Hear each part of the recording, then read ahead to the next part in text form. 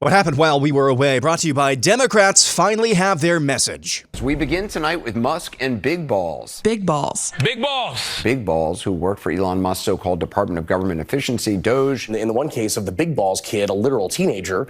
Big Balls online, Big Balls here that Katie's talking about. A 19-year-old that goes by the username Big Balls. So that would be one way that we could refer to him. Young computer whizzes, the aforementioned Big Balls. Because who among us doesn't feel better about big balls, big balls, big balls? Yes, Democrats finally coalesced around a message, and rogue judges are getting in on the action. In the latest mind-blowing example of a judiciary run amok, this little pissant's name is John Bates. He's a U.S. District Court judge who just told the Trump administration they have to restore web pages, yes, web pages, on various HHS websites that deal with meatball surgery and chemical castration in the name of gender. By the way, this same district court judge is the one who presided over the case of J6er Matt Perna, one of the 5 J6 defendants who sadly committed suicide amid the out-of-control judiciary in the Biden administration. Last night, Trump personally welcomed home American Mark Fogel, a teacher detained unlawfully for more than 3 years in Russia. This morning in Brussels,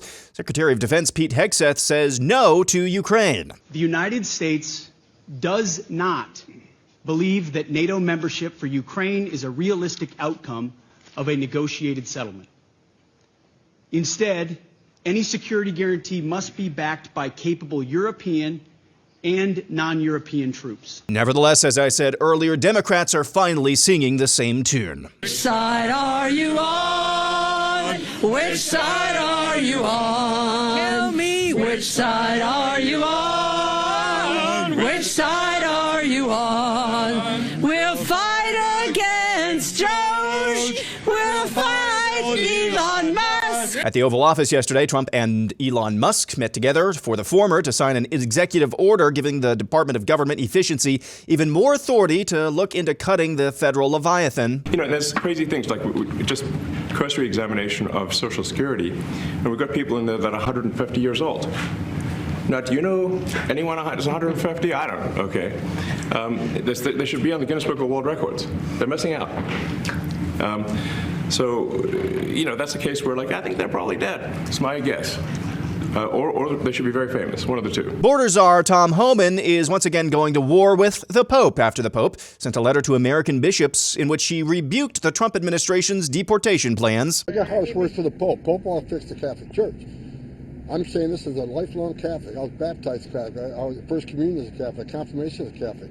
He ought to fix the Catholic Church and concentrate on his work and leave border enforcement to us. He wants to attack us for securing our border. He's got a wall around the Vatican, does he not? So he's got a wall around to protect his people and himself, but we can't have a wall around the United States.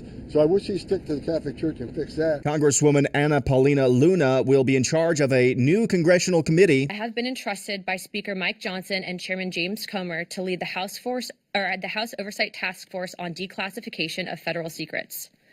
Together with the help of the White House, our intelligence allies, the Department of Defense, the Department of Justice, we will be conducting investigations into the following: the assassinations of JFK, RFK, and Dr. Martin Luther King, unidentified aerial phenomena, also known as UAPs, unidentified submerged objects, also known as USOs, the Epstein client list, the origins of COVID-19, and the 9/11 files. Once again, though, finally, nothing is getting past the Democrats this week. Here's Dana Bash. Harry Balls. At an AI summit in France yesterday, Vice President J.D. Vance warned other nations against partnering with hostile powers like China in the AI race. Now, we've also watched as hostile foreign adversaries have weaponized AI software to rewrite history, surveil users, and censor speech.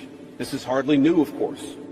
As they do with other tech, some authoritarian regimes have stolen and used AI to strengthen their military, intelligence, and surveillance capabilities, capture foreign data, and create propaganda to undermine other nations' national security. I want to be clear. This administration will block such efforts, full stop. We will safeguard American AI and chip technologies from theft and misuse, work with our allies and partners to strengthen and extend these protections, and close pathways to adversaries attaining AI capabilities that threaten all of our people. And I would also remind our international friends here today that partnering with such regimes, it never pays off in the long term. From CCTV to 5G equipment, we're all familiar with cheap tech in the marketplace that's been heavily subsidized and exported by authoritarian regimes. But as I know, and I think some of us in this room have learned from experience, partnering with them means chaining your nation to an authoritarian master that seeks to infiltrate, dig in, and seize your information infrastructure. Should a deal seem too good to be true, just remember the old adage that we learned in Silicon Valley: if you aren't paying for the product, you are the product. And finally, one more time, just to show you and drive this message home, Democrats are finally locked in on a message. We have to Trump. Please don't tell my children that I just did that. And that's what happened while we were away.